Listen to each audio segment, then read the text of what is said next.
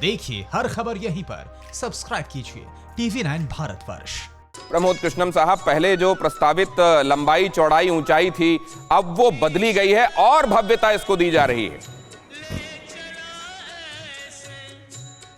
देखिए दिनेश गौतम जी, लंबाई चौड़ाई ऊंचाई गहराई और उसका जो आर्किटेक्चर के पॉइंट ऑफ व्यू से और भव्यता के पॉइंट ऑफ व्यू से, विशालता के पॉइंट ऑफ व्यू से हो सकता है कि विश्व में कोई मंदिर ऐसा हो जो राम मंदिर जो हमारा बन रहा है इससे भी अच्छा हो। लेकिन ये श्रद्धा का और आस्था का जो विषय है, श्रद्धा के दृष्टिकोण से, आस्था के दृष्टिकोण से, भावना के दृष्टिकोण से, ऐतिहासिक दृष्टिकोण से, और ये मंदिर सबसे अनूठा है क्योंकि भगवान श्री राम के जो जीवन को हम देखते हैं, उन्होंने किसी भी पल अपने जीवन में मर्यादा को नहीं छोड़ा और लोक कल्याण की भावना को नहीं छोड़ा।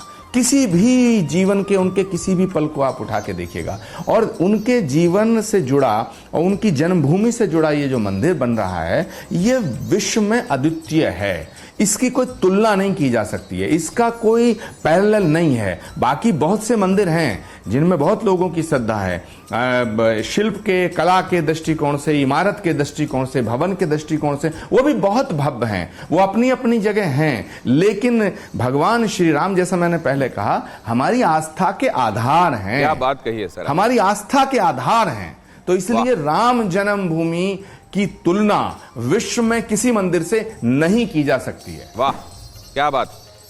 यहाँ के मंदिर की भव्यता, उसकी विशेषताओं का बखान तो होता रहेगा, अनंतकाल तक होता रहेगा, लेकिन इस जैसा कहीं कोई नहीं हो सकता। ये एक ही है, इसके जैसा दूसरा कोई नहीं है, क्योंकि ये जो आस्था भगवान राम के साथ है और भगवान श्री राम का जो चरित्र है वो अपने आप में अद्वितीय है।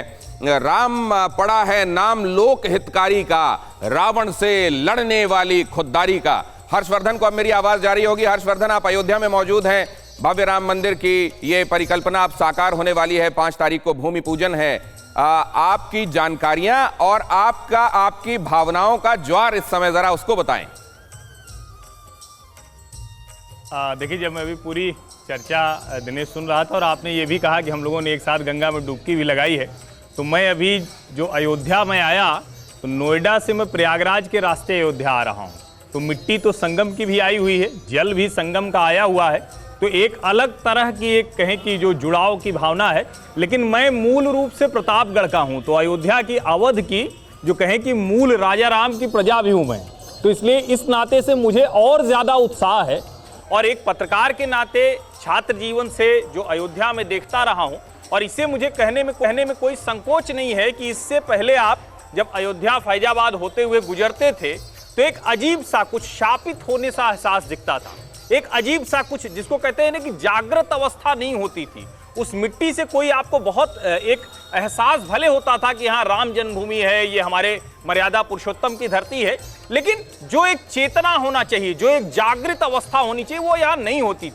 लेकिन पिछले कुछ समय से वो आंदोलन पर जो कहें कि नतीजा आया, जो आंदोलन से अदालत तक पहुंचा, उसके पहले से भी यहाँ एक लोगों में जो आस्था थी, जो एक भावना थी, जिसमें लग रहा था कि तो आप ये कह रहे हैं कि सब कुछ जागृत नजर आ रहा है, जो पहले कहीं सुप्त नजर आ रहा था, कहीं समय की गर्द में ढका हुआ नजर आ रहा था, वो गर्द उड़ गई है। और आपने जैसा बहुत खूबसूरती से बताया कि आंदोलन से लेकर अदालत तक ये जो संघर्ष चला है, उसके बाद आखिरकार इसका फल लोगों को मीठा मिला है।